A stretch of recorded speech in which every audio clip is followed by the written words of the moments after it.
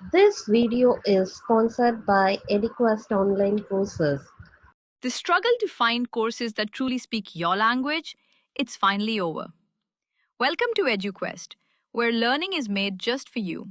At EduQuest, we bring you a wide range of online courses, from career building programs to skill boosting masterclasses, all in your regional language. Because we believe language should never be a barrier to success. Our courses are tailor made after understanding what today's learners really need. So why wait? Start learning the smarter, simpler way only with EduQuest. Visit eduquest.courses and explore your next course today. And hey, don't miss out on our exciting offers and promotions. Hello friends, welcome to Sana's kitchen. இன்றைக்கி நம்ம சனாஸ் கிச்சனில் பார்த்திங்கன்னா ரொம்ப அருமையான ஒரு தலைக்கறி recipe எப்படி செய்வது அப்படின்றத பார்ப்போம். இந்த தலைக்கறி பார்த்திங்கன்னா சில பேருக்கு பிடிக்கும், சில பேருக்கு பிடிக்காது. சில பேர் சில ரீசனுக்காகவே சாப்பிடுவாங்க. அது என்ன ரீசன் அப்படின்னா, குழந்தை பிறக்கும்போது குழந்தைக்கு தலை நிற்கிறதுக்காக வேண்டி இந்த தலைக்கறியை கண்டிப்பாக ஒரு தடவை வச்சு சாப்பிடணும் அப்படின்னு சொல்லுவாங்க. ஸோ சில பேருக்கு பிடிக்கவே பிடிக்காதனால அந்த குழந்தைக்கு தலை நிற்கணுமே அப்படின்னு சொல்கிறதுக்காக வேண்டிய சில பேர் தலைக்கறி சாப்பிடுவாங்க. ஸோ அந்த மாதிரி இருக்கிற பீப்புள்ஸ்க்கு இந்த மாதிரி சுக்கா வறுவல் செஞ்சு கொடுத்தீங்கன்னா ரொம்ப ருசித்து சாப்பிடுவாங்க. வாங்க இப்போ அந்த ரெசிபி எப்படி செய்யலாம் அப்படின்றது பார்ப்போம். கறி பார்த்திங்கன்னா நல்லா ஒரு 10-15 தடவை நல்லா வாஷ் பண்ணி எடுத்தாச்சு. ஓகேங்களா? ஸோ நீங்கள் வாஷ் பண்ணும்போது கொஞ்சோண்டு இஞ்சி பூண்டு பேஸ்ட் போட்டு வாஷ் பண்ணிங்க அப்படின்னா அந்த தலைக்கறியோட அந்த ஸ்மெல், அந்த கவுச்சின்றது வரவே வராது. ஸோ ரொம்ப சூப்பராக இருக்கும். ஸோ இந்த சமயத்தில் பார்த்திங்கன்னா நீங்கள் குக்கரில் எல்லா கறி போட்டு ஒரு 2 ஸ்பூனு இஞ்சி பூண்டு பேஸ்ட் நீங்கள் போட்டுக்கோங்க. ஓகேவா? அதுக்கப்புறம் பார்த்திங்கன்னா எப்பவும் போல் நம்ம யூஸ் பண்ணுற மசாலா தான். மஞ்சள் பொடி, மிளகாப்பொடி, மல்லிப்பொடி, கரம் மசாலா, கறி மசாலா, உப்பு எல்லாமே போட்டுட்டு நம்ம லைட்டாக தேவையான அளவுக்கு தண்ணி ஊற்றிக்கலாம். ஓகேங்களா? இப்போது நான் ஒரு அரை டீஸ்பூன் மஞ்சள் போட்டிருக்கேன், ஒரு 1/4 டீஸ்பூன் மல்லிப்பொடி போட்டிருக்கேன், ஒரு 1.5 ஸ்பூன் மிளகாப்பொடி போட்டிருக்கேன். அதுக்கப்புறம் கரம் மசாலா ஒரு 1/4 டீஸ்பூன் போட்டிருக்கேன். தேவையான அளவுக்கு உப்பு நான் போட்டுக்கிட்டேன். ஓகேங்களா? ஸோ இந்த சமயத்தில் எல்லாம் போட்டு முடிச்சதுக்கப்புறம் கறி முழுங்குற அளவுக்கு தண்ணி ஊற்றிக்கோங்க. தண்ணி ஊற்றிட்டு நல்லா மிக்ஸ் பண்ணி எடுத்துக்கோங்க. ஓகேங்களா? ஸோ நல்லா மிக்ஸ் பண்ணதுக்கப்புறம் நீங்கள் விசில் போட்டு மூடி வச்சிடலாம்.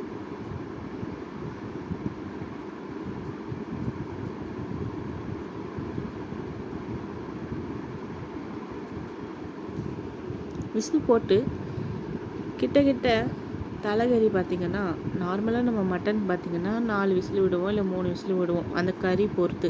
ஆனால் தலைக்கறி பார்த்திங்கன்னா கண்டிப்பாக ஒரு 8 விசில் 10 விசில் பக்கம் நீங்கள் விடணும். அப்போ தான் பிஞ்சு கறியாக இருந்து சீக்கிரமாக வெந்துடும். கொஞ்சம் ஸ்ட்ராங் உள்ளதாக அப்படி இருந்துச்சுன்னா கண்டிப்பாக கொஞ்சம் லேட் ஆகும். சரிங்களா? அதனால் நீங்கள் ஒரு 8 to 10 விசில் விட்டுக்கிட்டிங்கன்னா பர்ஃபெக்டாக வந்துடும். இவ்வளோ தான். இது நம்ம தனியாக எடுத்து வச்சுக்கலாம். ஸோ கறி நல்லா வெந்துச்சு. ஸோ உங்களுக்கு வேகலை அப்படின்னா திருப்பி அகைன் நீங்கள் மறுபடியும் விசில் விட்டுக்கலாம். ஓகேவா? அது உங்களோட சாய்ஸ் தான். நம்ம இதுலேயே எல்லா மசாலும் போட்டனால மறுபடியும் நம்ம ஃப்ரை பண்ணும்போது எந்த ஒரு மசாலா போடணுன்னு அவசியம் இல்லை. ஆனால் அதுலேயும் ஒரு மசாலா நம்ம போட்டிருக்கோம். அது என்னன்றது நான் கடைசியில் சொல்கிறேன். இப்போ இந்த டைமில் பார்த்திங்கன்னா நம்ம எண்ணெய் போட்டாச்சு. எண்ணெய் காஞ்சோடனே ஒரு சின்ன வெங்காயம், ஒரு 10-15 சின்ன வெங்காயம் நல்லா நேராக ஒரு வெங்காயத்தை 2 கட் பண்ணி வச்சுக்கோங்க. ஓகேவா? ரொம்ப பொடுசாக நெரிக்கணும்னு அவசியம் இல்லை. 2 கட் பண்ணி வச்சுக்கோங்க. அந்த வெங்காயம் பார்த்திங்கன்னா நல்லா ஒரு ப்ரௌன் கலரில் வரணும். அந்த ப்ரௌன் கலரில் வந்ததுக்கப்புறம் நீங்கள் இஞ்சி பூண்டு பேஸ்ட் மறுபடியும் பார்த்திங்கன்னா ஒரு 1.5 ஸ்பூன் போடுங்க. ஓகேவா?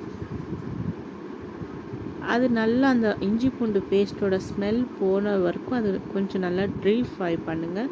அது ஃப்ரை பண்ணி முடித்ததுக்கப்புறம் நான் ஒரே ஒரு தக்காளி ஓரளவுக்கு மீடியம் சைஸ்க்கு எடுத்திருந்தேன். அது சின்ன சின்னதாக கட் பண்ணி நம்ம அதே வெங்காயக்குள்ளே போட்டு நல்லா மிக்ஸ் பண்ணிக்கலாம்.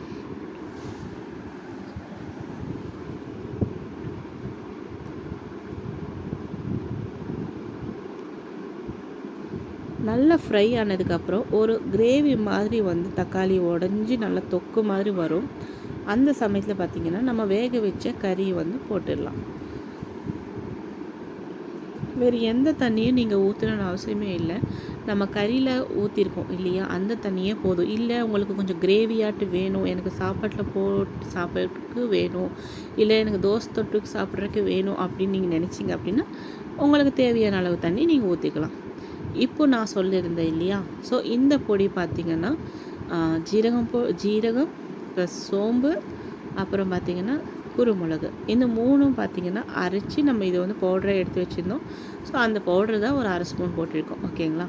அதுக்கப்புறம் பார்த்திங்கன்னா பெப்பர் போட்டிருந்தேன். இன்னும் கொஞ்சம் பெப்பர் போட்டால் நல்லா தூக்கலாக இருக்கும். ஸோ சளிக்கும் நல்லாயிருக்கும். எல்லாம் முடிச்சாச்சு. கடைசியில் இந்த டைமில் பார்த்திங்கன்னா நம்ம கொத்தமல்லி தழை போட்டுக்கலாம். அதுக்குமே இது வந்து தலைக்கறின்னு நீங்கள் சொன்னோன்னு அவசியமே இல்லை. ஜஸ்ட் மட்டன் சுக்கா வறுவல் அப்படின்னு சொன்னாலே போதும், நல்லா விரும்பி சாப்பிடுவாங்க. ஸோ அந்தளவுக்கு டேஸ்ட்டாக இருக்கும். ஸோ ட்ரை பண்ணி பாருங்கள். இந்த வீடியோ உங்களுக்கு பிடிச்சிருந்தா லைக் பண்ணுங்கள், ஷேர் பண்ணுங்கள் அண்ட் கமெண்ட் பண்ணுங்கள். தேங்க்யூ.